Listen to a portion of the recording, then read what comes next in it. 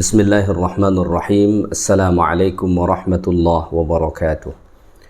Alhamdulillahi wahdah, wassalatu wassalamu ala rasulillah wa ala alihi wa sahbihi wa man tabi'ahu wa nasarahu wa man walahu wa la hawla wa la quwwata illa billah. Rabbi shrah li sadri wa yassir li amri wahlul uqdatan min lisani yafqahu qawli. Rabbi yassir wa la tu'assir, Rabbi tambim bil khair, la hawla wa la quwwata illa billahil aliyyil azim. Alhamdulillah, sentiasa kita bersyukur kehadrat Allah Ta'ala kerana Allah masih mengurniakan nikmat-nikmatnya kepada kita semua, tuan-tuan, perempuan, muslimin dan muslimat yang dikasihi lagi dirahmati Allah Ta'ala sekalian. InsyaAllah pada hari ini kita sambung semula kuliah tafsir dan tadabbur Al-Quranul Karim, dan kita masih lagi membahaskan surah Al-Muzammil. Pada kuliah yang lepas, Alhamdulillah, kita dah sampai sehingga ayat 10. So pada hari ini insyaAllah kita sambung bermula ayat 11 sehinggalah nanti ayat-ayat seterusnya insyaAllah ta'ala. Baik, saya bacakan dulu beberapa ayat yang insyaAllah kita akan bahaskan pada hari ini ya. أعوذ بالله من الشيطان الرجيم وذرني والمكذبين أولي النعمة ومهلهم قليلا إن لدينا أنكالا وجحيما وطعاما ذا غصة وعذابا أليما يوم ترجف الأرض والجبال وكانت الجبال كثيبا مهيلا إنا أرسلنا إليكم رسولا شاهدا عليكم كما أرسلنا إلى فرعون رسولا فعصى فرعون الرسول فأخذناه أخذا وبيلا فكيف تتقون إن كفرتم يوما يجعل الولدان شيبا السماء منفطر به كان وعده مفعولا إن هذه تذكرة فمن شاء اتخذ إلى ربه سبيلا. Sadaqallahul Azim. Baik, saya bacakan ayat 11 sehingga ayat 19 ya. Mudah-mudahan ayat-ayat ni dapat kita bahaskan pada kuliah kali ini. Baik, Allah Ta'ala berfirman pada ayat 11. وَذَرْنِي وَالْمُكَذِّبِينَ أُولِي النَّعْمَةِ وَمَهِّلْهُمْ قَلِيلًا, yang bermaksud, dan biarkanlah aku sahaja membalas orang-orang yang mendustakan bawaanmu itu, orang-orang yang berada dalam kemewahan, dan berilah tempoh kepada mereka sedikit masa. Tuan-tuan, perempuan muslimin dan muslimat yang dikasihi lagi dirahmati Allah Subhanahu wa taala. Ayat ni dikhitabkan Allah Taala kepada Nabi kita alaihi salatu wassalam yang menghadapi penentangan dan pendustaan daripada orang-orang musyrik pada masa dahulu apabila Nabi alaihi salatu wassalam menyampaikan dakwah kepada mereka. Maka pada ayat ni Allah Taala mengatakan وَذَرْنِي وَالْمُكَذِّبِينَ, biarkanlah aku wahai Muhammad menghadapi orang-orang yang mendustakan ayat-ayatku itu ya. Ini satu pernyataan daripada Allah Subhanahu wa taala yang bertujuan untuk mengancam orang-orang yang sentiasa mendustakan ayat-ayat Allah Subhanahu wa taala.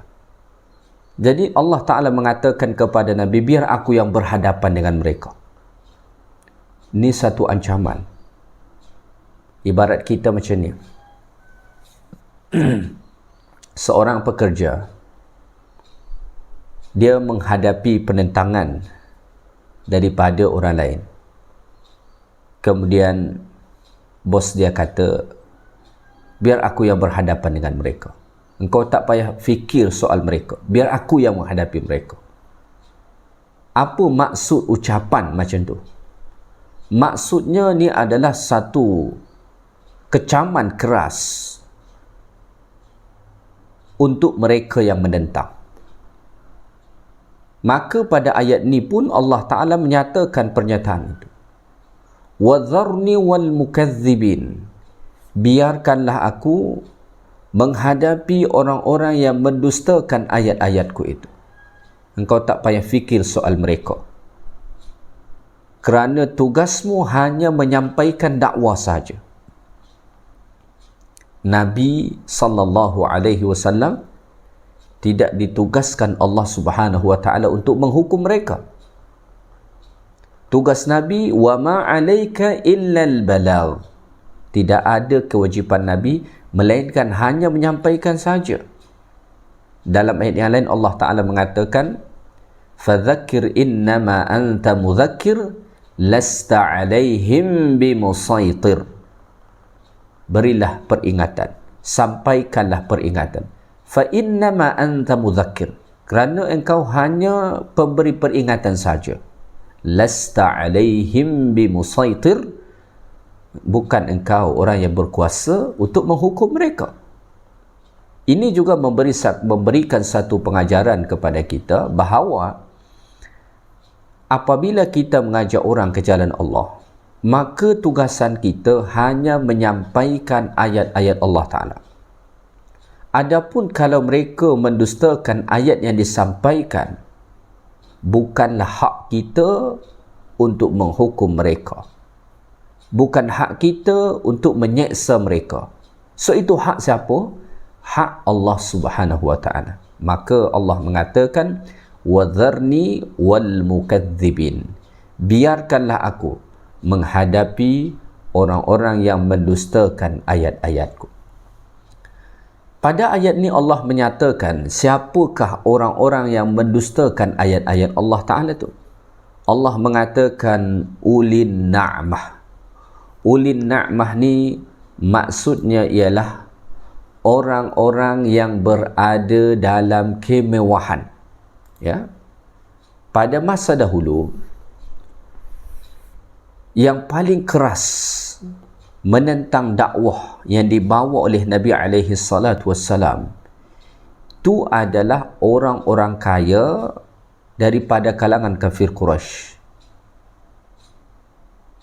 Dan mereka ini, oleh kerana mempunyai kekayaan, oleh kerana mereka mempunyai kekuasaan dengan harta mereka, dapat pengaruhi orang lain untuk menolak, untuk mendustakan apa yang disampaikan oleh Nabi alaihi salatu wassalam. Maka sejarah mencatatkan dahulu ada seseorang yang bernama Walid bin Mughirah, seorang yang kaya raya, seorang yang punya kuasa dan pengaruh besar dahulu di Makkah. Dia ni dapat menggerakkan orang ramai untuk menentang dakwah yang dibawa Nabi alaihi salatu wassalam dengan harta kekayaan yang dia miliki. Sebab tu pada ayat ni Allah menyatakan yang paling dahsyat mendustakan itu adalah ulin na'mah. Orang-orang yang hidup dalam kemewahan, orang-orang yang hidup dalam kekayaan. Ya, ashabun ni'am, ashabul ghina. Mereka ini orang yang keras menentang. Maka sejarah mencatatkan begitu banyak orang-orang yang kaya raya sejak daripada zaman dahulu kala menentang dakwah yang dibawakan oleh nabi-nabi ataupun para da'i. Mereka menentangnya, mereka menolaknya dengan kuasa harta yang mereka ada. Sehingga kan bukan mereka sahaja yang mendustakan, tetapi mereka dapat pengaruhi orang lain untuk mendustakan ayat-ayat Allah Ta'ala. Maka cuba perhatikan sekarang. Penentangan paling keras kepada suatu dakwah biasanya bukanlah datang daripada orang miskin, bukanlah datang daripada orang susah, tetapi penentangan paling keras itu selalunya datang daripada orang yang kaya, yang ada kuasa dan kehebatan. Penentangan dia mesti lebih keras. Kenapa? Dia rasa dia mampu.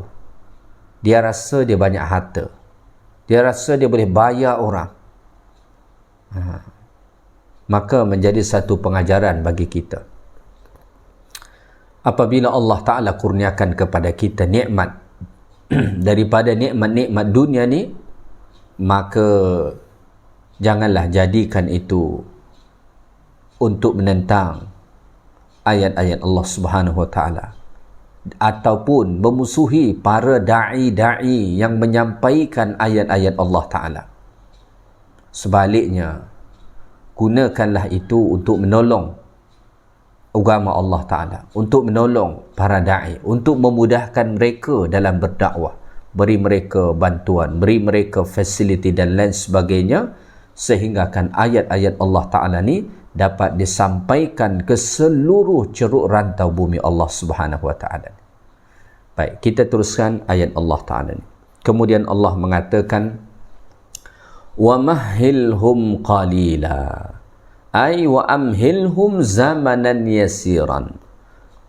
Berilah mereka masa tempoh sekejap.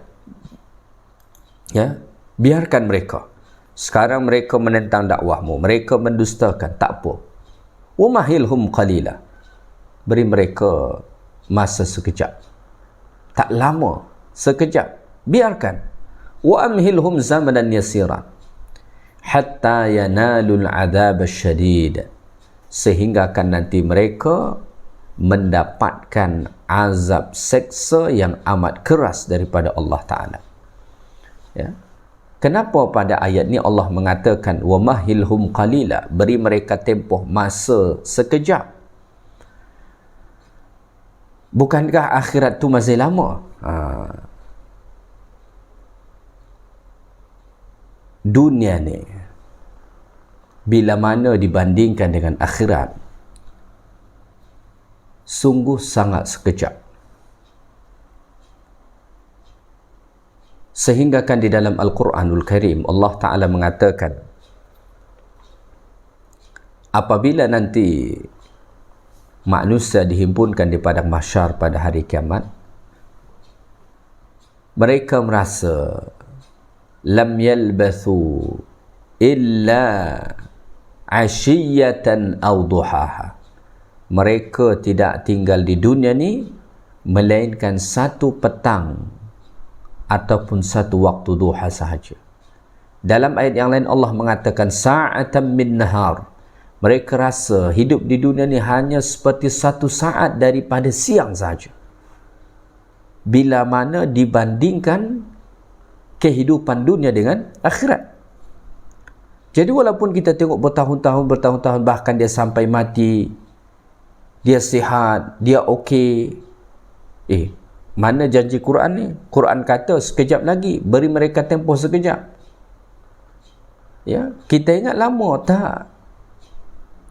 Sepanjang kehidupan dunia ni saja hanya seperti satu saat daripada siang.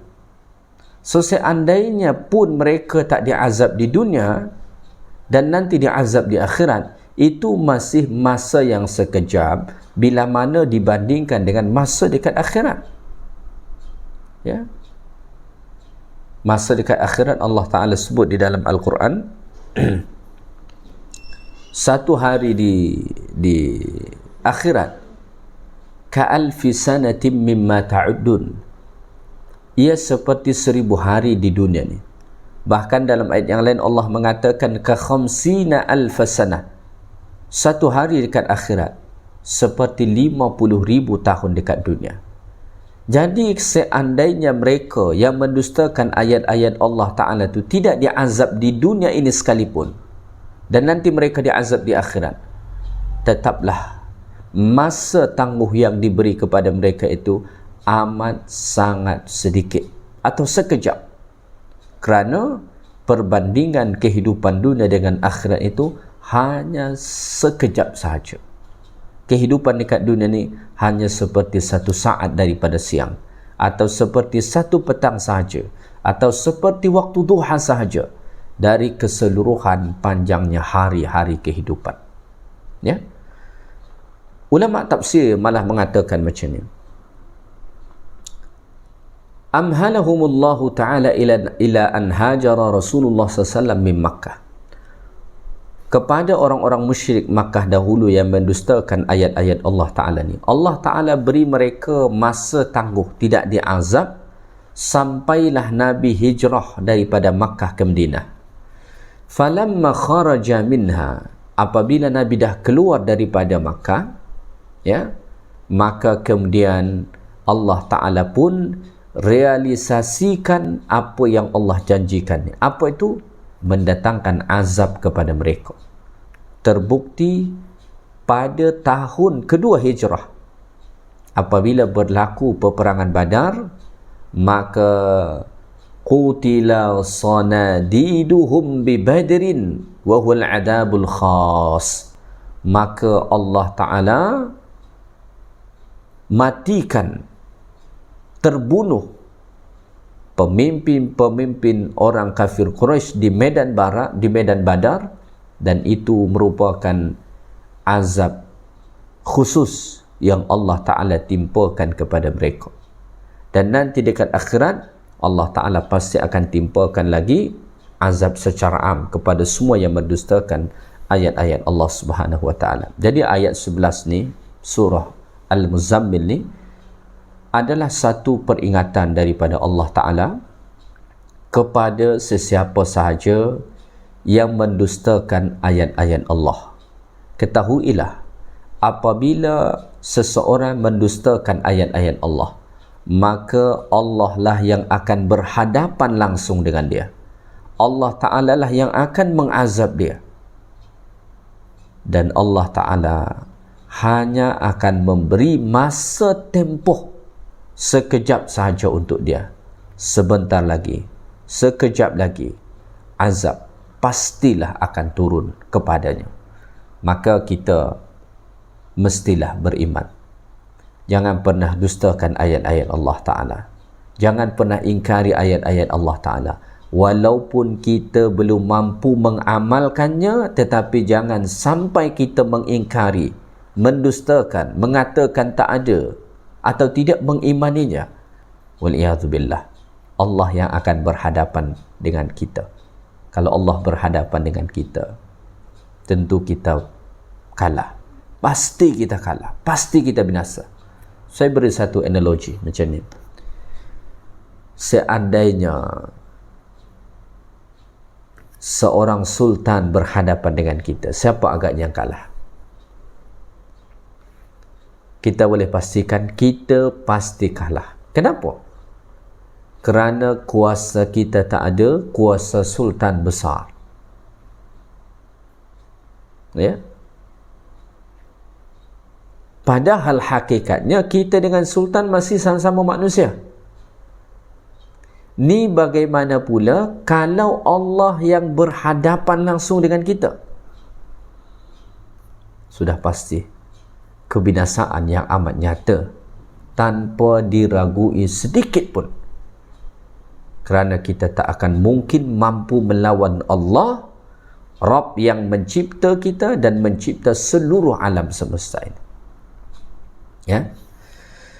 Baik. Mafhum mukhalafah daripada ayat ni juga.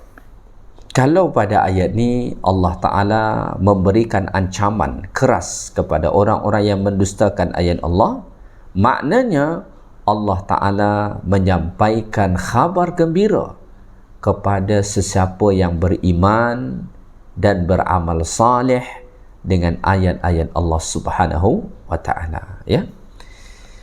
Baik, kita teruskan ayat 12. Pada ayat 12 Allah Ta'ala berfirman menjelaskan gambaran azab akhirat yang akan ditimpakan Allah Ta'ala kepada mereka-mereka yang mendustakan ayat-ayat Allah Subhanahu wa Ta'ala. Allah berfirman, inna ladaina ankalan wa jahima, kerana sesungguhnya di sisi kami disediakan untuk mereka belenggu-belenggu dan neraka yang menjulang-julang. Ya, Allah Ta'ala menggambarkan dekat sini apakah azab atau sebahagian azab yang akan ditimpakan kepada mereka yang mendustakan ayat-ayat Allah Ta'ala. Inna ladaina ay inna lahum indana, ya, fil akhirah, di akhirat nanti, quyudan azimatan thaqilatan yuqayyiduna biha.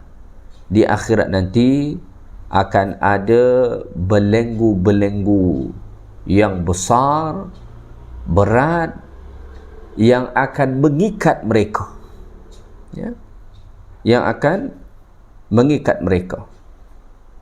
Kenapa mereka pada ayat ini dikatakan mereka diikat dengan belenggu-belenggu itu?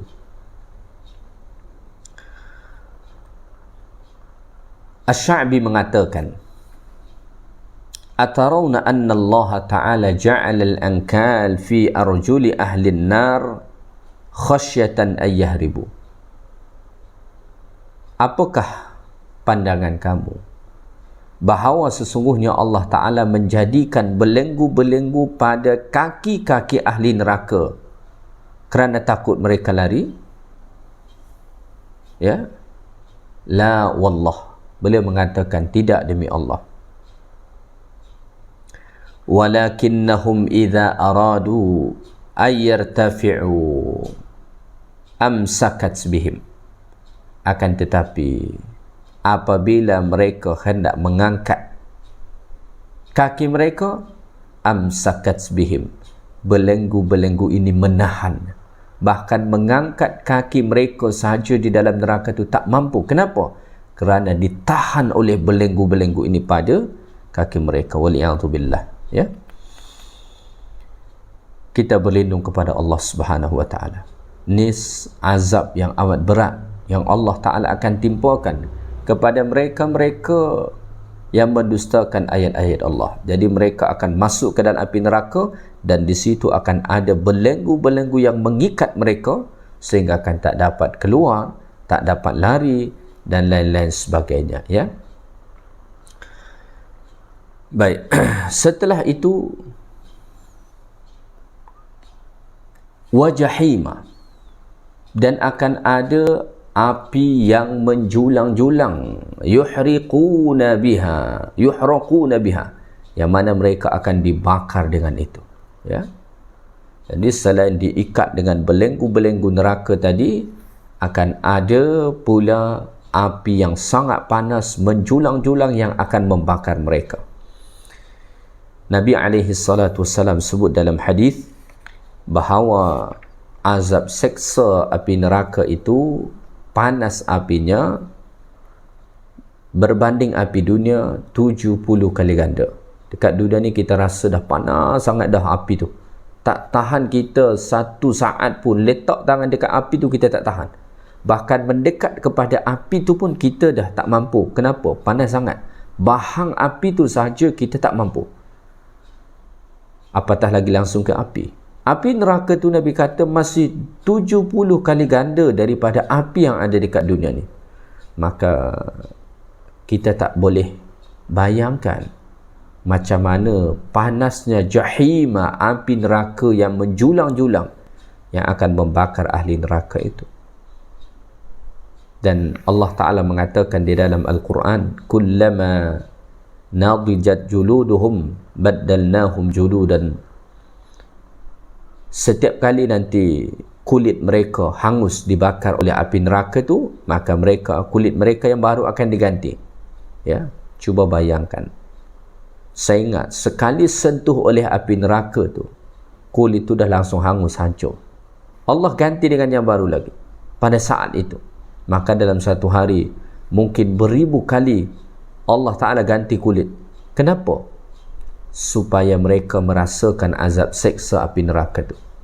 Ada kajian menyatakan kenapa Allah Ta'ala sebut kulit mereka diganti setiap kali terbakar. Dalam satu kajian dinyatakan bahawa yang paling merasai sakit pada tubuh badan kita ni adalah kulit. Sehingga kan kalau dia dah hangus dibakar, Allah gantikan lagi supaya seksa itu semakin dirasai oleh mereka. Waliyadzubillah. Ya. Maka kembali lagi kepada peringatan ayat 11 tadi. Jangan pernah dustakan ayat-ayat Allah. Ya, kerana azab seksa Allah Ta'ala itu amat keras. Sebaliknya, berimanlah kepadanya, beramallah dengannya, dekatkanlah diri dengannya, kerana kenikmatan syurga Allah Ta'ala di dalam syurga sungguh-sungguh sangat nikmat. Ya. Baik, kita teruskan ayat yang ke-13. Wa ta'aman dha ghussatin wa 'adzaban alima, serta makanan yang menjadikan pemakannya tercekik dan azab seksa yang tidak terperi sakitnya. Jadi di dalam api neraka tu mereka akan diberi makan. Cuma makanan yang ada di sana berbeza dengan makanan yang ada di dunia. Kalau dekat dunia ni kita makan makanan yang sedap, lazat, mendatangkan kenikmatan. Tetapi di dalam neraka makanan tu ada, tetapi makanan yang mendatangkan seksa, menambah seksa yang dah sedia ada. Waliyadzubillah. Wa ta'aman dha ghussatin, dan makanan dha ghussah, yang menjadikan pemakannya tercekik, dia tak dapat telan, sangkut dekat sini. Ya. Kenapa macam tu? Kerana makanan ahli neraka tu makanan yang dipenuhi dengan duri. Allah Ta'ala berfirman dalam Al-Quran, dalam surah Al-Ghashiyah, laisa lahum ta'amun illa min dhari', tidak ada makanan bagi mereka di dalam neraka itu melainkan ad-dhari', makanan yang dipenuhi dengan duri, sepenuhnya duri, syaukun min nar, duri-duri daripada api neraka. Macam mana kita boleh telan? Macam mana ahli neraka boleh telan? Kalau makanan tu makanan yang dipenuhi dengan duri. Ya. Dan mereka tak ada pilihan makanan yang lain. Kalau kita dekat dunia ni tak sedap satu makanan, ada sejuta makanan lain yang boleh kita pilih. Tetapi dalam neraka mereka rasa lapar sangat, dan cuma itu yang ada makanan. Lalu mereka makan, bukan malah mengenyangkan perut, bukan menghilangkan rasa lapar, malah menambah seksa kerana dia sangkut dekat tekak ni. Tak boleh telan. Kenapa? Makanan ada duri. Tak payahlah kita sebut buah yang berduri penuh. Kita makan ikan saja, kita dah bersihkan duri ikan, dah buang duri ikan ni. Kalau terselip sedikit duri tu dalam daging ikan tu, lalu kita makan, tersangkut, Allah, susah kita nak cerita sakitnya. Satu duri tersangkut dekat tekak ni, sakit dia bukan main.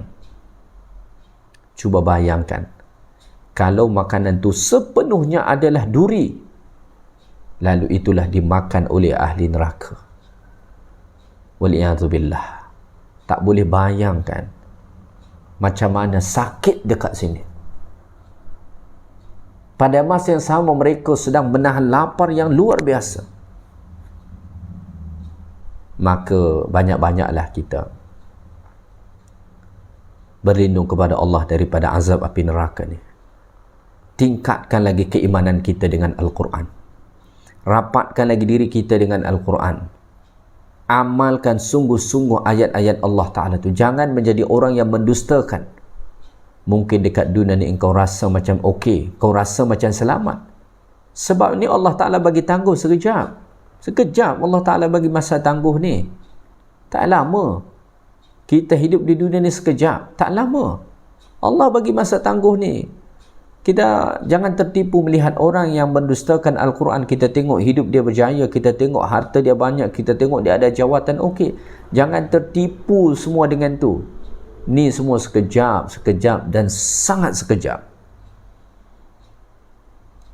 Ya. Dalam masa yang tak lama, kita akan berjumpa dengan Allah Ta'ala. Dan pada ketika itulah azab tu Allah Ta'ala timpakan kepada kita. Salah satu daripadanya wa ta'aman dha ghussatin, makanan yang mencekik, tekak orang-orang yang memakan, kerana makanan tu dipenuhi dengan duri. Waliyadzubillah. Moga-moga Allah Ta'ala selamatkan kita daripada sini. Wa azaban alima, dan azab seksa yang tidak terperi sakitnya. Seksa di dalam api neraka bukan sekadar makanan tadi. Satu seksa tu sahaja kita dah tak mampu dah tu. Tetapi dalam neraka tu ada banyak lagi azab seksa yang tidak terperi sakitnya. Ya. Ini tambahan. Ziyadatan ala ma dzukira minan nikal wal aghlal. Ya. Ini azab tambahan selain daripada belenggu, api neraka yang menjulang-julang, kemudian makanan yang mencekik leher. Ya. Ada azab yang begitu banyak lagi yang tidak terperi sakitnya di dalam azab api neraka Allah Ta'ala. Wal'iyadzubillah. Ya. Sungguh amat menggerunkan jiwa-jiwa orang yang beriman dengan Al-Quran. Dan ayat ini sepatutnya menjadi satu motivasi besar bagi kita untuk lebih menghampirkan diri lagi dengan Al-Quran, membacanya, mentadabburnya, mengetahui maknanya, mengamalkannya, mengimaninya dengan sungguh-sungguh dalam kehidupan kita, sehingga akan dengan itu insya-Allah kita selamat daripada azab seksa yang Allah Ta'ala sebut pada ayat 12 dan juga ayat 13 ni, ya. Baik, kita teruskan ayat 14. Pada ayat 14 Allah Ta'ala berfirman, Yawma tarjuful ardu wal jibalu wa kanatil jibalu kathiban mahila. Azab itu tetap berlaku pada hari bumi dan gunung ganang bergoncang serta hancur lebur. Dan menjadilah gunung ganang itu timbunan pasir yang mudah bersepah. Ayat 14 ni Allah Ta'ala hendak menjelaskan bila azab yang disebutkan sebelum itu berlaku. Bilakah ia akan menimpa orang-orang yang mendustakan ayat-ayat Allah Ta'ala tu? Maka Allah menyatakan pada ayat 14, Yawma tarjuful ardu wal jibal. Azab itu akan menimpa mereka pada hari bumi dan seluruh gunung ganang bergoncang. Akan berlaku gempa bumi yang luar biasa kuat nanti, sehingga akan bumi ini semua dihancurkan Allah Ta'ala.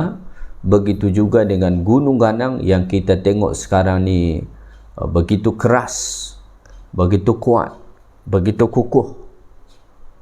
Bahkan Allah mengatakan ia sebagai pasak kepada bumi ni. Tetapi pada hari kiamat nanti semua akan dihancurkan Allah Subhanahu wa Ta'ala. Ya, yauma tarjuful ardu wal jibal wa kanatil jibalu kathiban mahila. Bahkan Allah Ta'ala mengatakan menjadilah gunung ganang itu timbunan pasir yang mudah bersepah. Ya, pada hari kiamat nanti, ya, gunung ganang yang kita tengok sekarang ni begitu keras, begitu kukuh, ya, Allah Ta'ala akan jadikan dia seperti tumpukan pasir, seperti tumpukan debu, ya. Al-Imam Ibnu Katsir rahimahullah mengatakan tasirul jibal kakathibanir rimal. Maka nanti gunung ganang tu akan menjadi seperti tumpukan pasir. Ba'da makanat hijratan, yang mana sebelumnya ia adalah batu, yang begitu keras. Tetapi begitulah kuasa Allah Ta'ala menghancurkan alam semesta ini. Dalam ayat yang lain Allah mengatakan wa yas'alunaka 'anil jibal faqul yansifuha rabbi nasfa fayadharuha qa'an safsafa la tara fiha 'iwaja wala amta. Ya, nanti gunung ganang itu semua akan dibinasakan, dihancurkan lebur oleh Allah Ta'ala, sehingga kan bumi ini tidak akan ada lagi lembah dan tidak akan ada lagi bukit. Berubah bumi ini. Yauma tubaddalul ard, bumi ini diubah sesuai bentuknya oleh Allah Subhanahu wa Ta'ala. So pada ketika itulah nanti azab ini akan ditimpakan Allah Subhanahu wa Ta'ala kepada mereka. So maksudnya apa? Selagi alam semesta ini belum dihancurkan Allah, mungkin saja ada di antara mereka yang mendustakan ayat-ayat Allah Ta'ala yang nampak selamat. Kita tengok dia berjaya, kita tengok dia sihat. Tapi ketahuilah, ketika mana bumi ini telah dihancurkan, dibinasakan oleh Allah Subhanahu wa Ta'ala, seperti bumi ini diubah oleh Allah, gunung ganang dihancurkan Allah, pada ketika itu sungguh tidak ada keselamatan bagi mereka. Yang ada adalah azab daripada Allah Subhanahu wa Ta'ala. Maka sebagaimana saya sebut sebentar tadi, jangan tertipu dengan orang-orang yang mendustakan ayat-ayat Allah. Kerana kita melihatnya sihat, kerana kita melihatnya berjaya, kerana kita melihatnya dia kaya, dia banyak harta, dia ada kuasa, jangan tertipu dengan itu semua. Kerana kenikmatan itu Allah hanya biarkan sekejap sahaja untuk dia. Akan ada masa yang begitu lama, kekal abadi nanti di akhirat. Dia akan mendapatkan azab demi azab yang amat menggerunkan. Sebagaimana Allah Subhanahu wa Ta'ala sebut sebahagiannya pada ayat 12 dan ayat 13 surah Al-Muzammil ini. Ya, saya ingat sampai ayat 14 sahaja ni kita bahaskan pada hari ini. InsyaAllah kita akan sambung pada ayat-ayat berikutnya pada kuliah yang akan datang. Mudah-mudahan ayat-ayat Allah Ta'ala ni dapat menyentuh hati kita, menyedarkan kita, menginsafkan diri kita supaya lebih mendalamkan keimanan kita lagi kepada Al-Quran, bersungguh-sungguh mengamalkannya, serta menghampirkan diri kita kepada Al-Quranul Karim. Dengan sebab itu Allah Ta'ala akan kurniakan cinta, kasih sayang dan segala kenikmatan-kenikmatannya fid dunya wal akhirah, di dunia dan di akhirat. Dan jangan sampai kita menjadi manusia yang mendustakan ayat-ayat Allah Subhanahu wa Ta'ala, kerana kalaupun engkau selamat, hanya sekejap sahaja masa tempoh Allah Ta'ala bagi. Selepas itu engkau akan menghadapi azab-azab Allah Ta'ala yang amat menggerunkan, yang mana seandainya sesiapa pun membayangkan azab itu pada hari ini, dia tidak akan sanggup untuk menerimanya. Tetapi itu pasti akan berlaku kepada mereka-mereka yang mendustakan ayat-ayat Allah Subhanahu wa Ta'ala. Tuan-tuan dan puan-puan yang dikasihi lagi dirahmati Allah Ta'ala sekalian, sekadar itu sahaja kuliah kita pada hari ini. Moga-moga Allah Ta'ala beri manfaat yang banyak kepada kita. Yang baik dari Allah, segala yang kurang daripada saya. Subhanakallahumma bihamdik, asyhadu an la ilaha illa anta, astaghfiruka wa atubu ilaik. Wa sallallahu wa sallama ala nabiyyina Muhammad, walhamdulillahi rabbil alamin. Assalamualaikum warahmatullahi wabarakatuh.